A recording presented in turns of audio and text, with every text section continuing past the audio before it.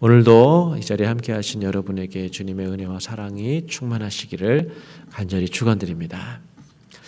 예수님은 마르다와 마리아, 나사로를 사랑하셨습니다. 예수님은 이들과 깊은 우정을 나누셨습니다. 그렇기 때문에 마르다와 마리아는 나사로가 병들었을 때 가장 먼저 예수님을 찾고 또 예수님을 급히 이렇게 찾으려고 사람을 보냈습니다. 그러나 나사로가 병들었다는 소식을 들은 예수님은 즉시 움직이지 아니하셨습니다. 그곳에서 이틀이나 더 머물러 계셨습니다. 이틀이나 지난 후에야 예수님은 유대로 가자 하십니다. 제자들이 염려하죠. 다시 유대로 가면 사람들이 예수님을 돌로 치려했기 때문에 거기로 가는 것은 너무도 위험했기 때문입니다. 사람들이 예수님만 보면 귀신 들렸다, 신성모독이다 이렇게 돌로 치려하는 분위기를 제자들이 너무나 잘 알았기 때문에 유대로 가자, 나사로에게 가자 하는 이 예수님을 말리려 했습니다. 아무래도 걱정이 되었기 때문이죠. 그렇지만 예수님은 아직 낮이라 이렇게 하시면서 세상의 빛으로서 해야 할 일이 있음을 제자들에게 말씀해 주셨습니다.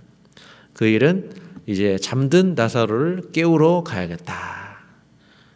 죽은 나사로를 다시 일으켜야겠다라는 그 말씀입니다. 예수님은 이 일을 통해서 제자들이 믿게 하도록 하겠다라는 그런 말씀까지 덧붙여 주셨습니다. 이 일을 위해서 예수님은 반드시 가셔야 했습니다. 우리가 생각해 볼 것은 예수님이 고의적으로 시간을 지체하셨다는 것입니다. 이틀이나 더 유하신 목적이 있었죠. 그것은 예수님이 나사로의 집 베다니에 도착하셨을 때 나사로가 죽음 가운데 있어야 했기 때문입니다. 누구나 나사로가 죽었다는 것을 알 수 있을 정도여야 했습니다. 시체가 부패가 되어서 냄새가 날 때까지 예수님은 일부러 기다렸습니다. 예수님은 일부러 나사로를 죽음에 넘겨주셔야 했습니다. 예수님의 이런 지체하심을 사람의 시각으로 생각해 보면 나사로의 이 곤경을 보고 예수님께서 너무하신 게 아닌가, 너무 무관심한 게 아닌가 생각이 듭니다. 질병의 소식을 듣고도 바로 움직이지 않았기 때문입니다. 그렇지만 성경은 말하기를 예수님이 나사로를 사랑하셨다 합니다. 예수님이 지체하신 것은 사실은 무관심처럼 보였지만 그러나 무관심이 아니라 예수님은 기본적으로 나사로를 사랑하고 계셨습니다. 사람들이 죽음 앞에 쩔쩔매고 있기 때문에 이 주님의 사랑을 잘 볼 수가 없습니다. 왜 친한 친구의 질병 앞에 지체하고 계십니까? 왜 예수님은 무관심해 하십니까? 사람의 시간관념을 가지고 예수님의 행동을 판단해 보면 사실은 이렇게 답답할 수가 있습니다. 그렇지만 예수님을 생각해 보십시오. 예수님은 영원한 생명을 주시는 분, 또 인간의 시간 속에서 주도권을 가지고 생명을 주시려고 행동하시는 분입니다. 사람들의 말과 반응에 흔들리지 않고 예수님은 자신의 때에 나사로에게 가십니다. 이렇게 예수님의 계획과 사람의 계획 이렇게 큰 간격이 있습니다.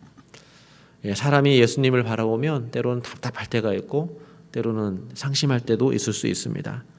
머무를 때 왜 머물러 계십니까? 빨리 움직여 주십시오. 이런 마음이 또 들다가도 또 예수님이 거기로 간다고 하니까 왜 위험한데 거기를 가시냐고 이렇게 사람들은 생각할 수 있죠. 사람들은 예수님을 이해하지 못할 때가 참 많습니다. 그러나 확실한 것은 예수님은 나사로를 사랑하신다는 것입니다. 사랑하시는 마음으로 예수님은 행동하셨습니다. 그리고 장차 예수님은 나사로를 다시 살리셔서 제자들에게 하나님이 어떤 분이신지를 알게 해주시고 또 제자들에게 믿음을 더하여 주실 것입니다. 하나님이 우리의 생각대로 빨리 움직여주지 않을 때가 있습니다. 우리의 기도가 응답되지 않는 것처럼 보일 때가 있습니다. 그럴 때라도 사실 우리는 낙심하지 말아야 됩니다. 그렇게 보일지 몰라도 하나님은 우리를 여전히 사랑하고 계시기 때문이죠. 하나님의 사랑을 의심하지 말아야 합니다. 예수님은 나사로도 사랑하셨고 제자들도 사랑하셨습니다. 그렇기 때문에 이 일을 통해서 나사로를 살리고 제자들은 그 믿음이 성장하기를 예수님께서는 원하셨습니다. 성경을 보면 하나님은 때를 선택할 때 이 인간의 가장 연약한 때를 택해서 믿음을 성장하게 하십니다. 아브라함에게 약속의 자녀를 주신다고 했을 때 언제 주셨냐면 아브라함과 사라가 육체적인 출산 능력이 다 사라졌을 때 그때 주셨습니다. 자식을 낳을 것이다 라는 그런 약속을 주셨을 때 아브라함과 사라는 속으로 웃었을 정도로 이것은 말도 안 되는 그런 약속이었습니다. 그런데 아들을 주셨습니다. 실제로 약속이 이루어졌습니다. 이것 때문에 아브라함의 믿음이 달라진 것이죠.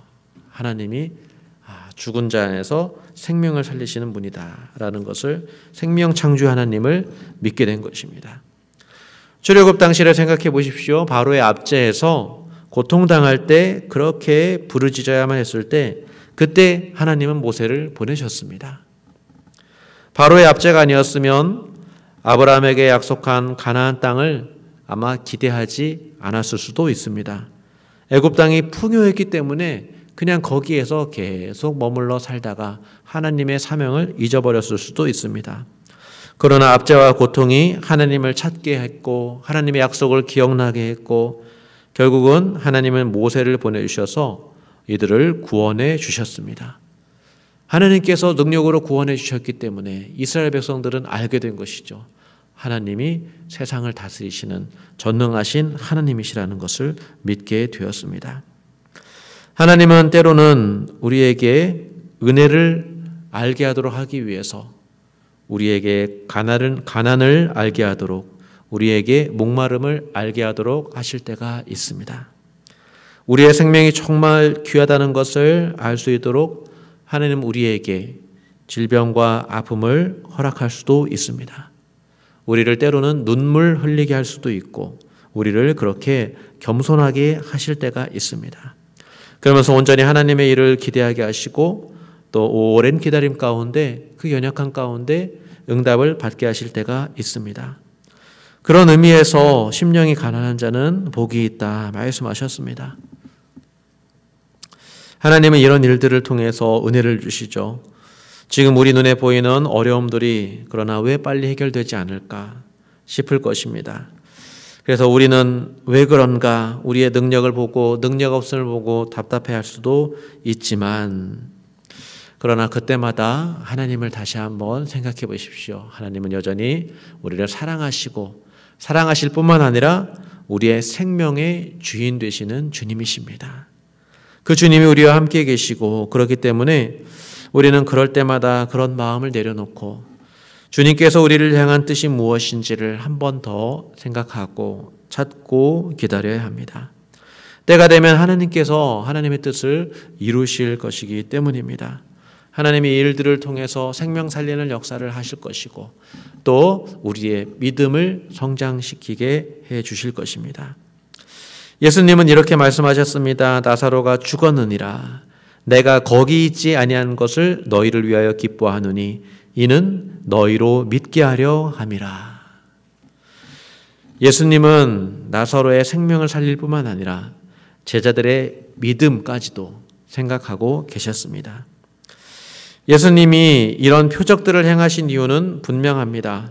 제자들의 믿음을 온전하게 하기 위함이고 또 제자들이 예수님을 믿어서 온전히 생명을 얻게 하도록 하기 위함입니다. 제자들의 믿음을 위해서였습니다. 그리고 이제 예수님은 이 나사로의 표적 이후로 더 이상 표적을 행하지 않습니다. 이제는 이 표적이 가리키는 실제로 예수님은 자신의 생명을 십자가에서 내어주시는 그런 죽음의 길을 가십니다. 실제로 생명을 주시는 그 부활의 길을 가십니다. 하늘의 생명이 바로 예수님에게 있기 때문이죠. 예수님의 몸에 있습니다. 그 몸이 높이 들리고 그 들린 몸에서 그 상처를 통해서 물과 피가 흘러나올 때 그 몸이 양식이 되고 그 피가 세상의 음료가 될 것입니다. 세상을 위한 생명, 세상을 위한 빛으로 예수님은 십자가에서 그렇게 우뚝 서실 것입니다. 예수님은 이 죽음이 잘 보이도록 지금 제자들 앞에서 죽은 나사로를 다시 살리시는 그런 표적을 행하시고 계십니다. 그러므로 제자된 우리가 예수님을 따를 때 우리는 이렇게 예수님을 따르면 우리는 그 예수님께서 우리에게 주시고자 하는 그 것을 우리는 알게 될 것입니다. 디두모라 하는 도마는 다른 제자들에게 우리도 주와 함께 죽으러 가자 이렇게 이야기하면서 예수님을 따릅니다. 도마의 생각은 이렇습니다.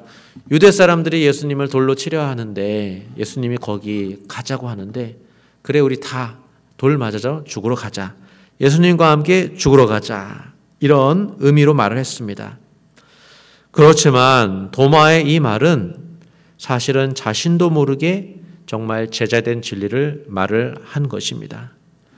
도마가 지금은 몰라도 이게 그게 아니라는 것을 알게 되었지만 이게 지금은 몰라도 예수님과 끝까지 함께였기에 예수님이 도마를 찾으셨기에 주님이 주시고자 하는 생명 얻는 믿음이 무엇인지를 나중에 도마가 알게 되는 것이죠. 끝까지 함께했기 때문에 이 믿음을 갖게 되었습니다. 말씀을 마무리합니다. 우리가 하는 신앙생활이란 사실은 우리가 우리의 길을 걸어가는 게 아닙니다. 신앙생활은 우리가 주님을 잘 따르는 것입니다.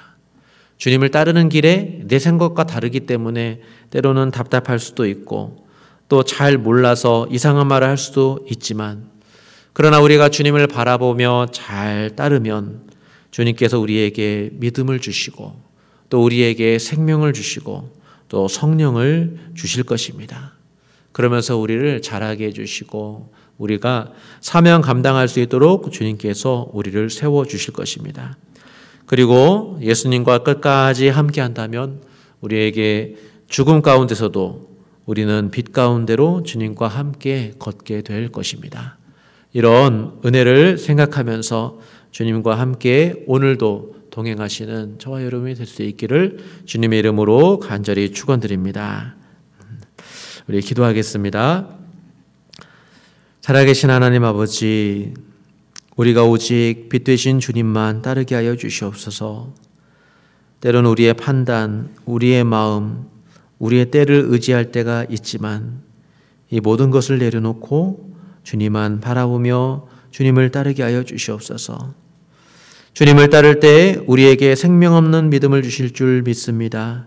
주님과 함께 죽고 사는 신앙의 신비를 우리는 잘 모르지만 다 알지 못하지만 그러나 오늘도 주님과 함께 그 신비 가운데 살게 하여 주시옵소서. 우리에게 은혜를 더하여 주시옵소서. 감사드리며 예수님의 이름으로 기도드립니다. 아멘.